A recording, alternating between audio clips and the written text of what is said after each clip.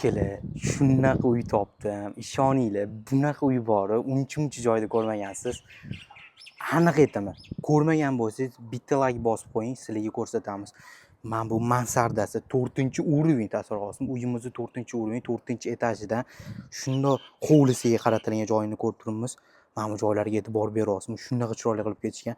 Bu yerda zimniy garajni qilib qo'yilgan. Bu yerni ko'rasiz, yozgi garaji bor.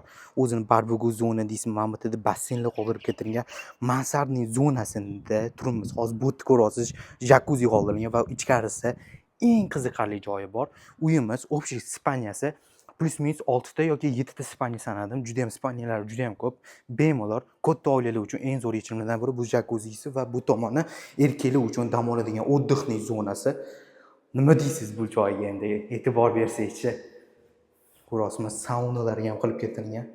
Juda ham chiroyli qilib qo'yishgan va o'zini bu yerda alohida mana bunday chiroyli qilib saunzullar ham tashib ketishgan.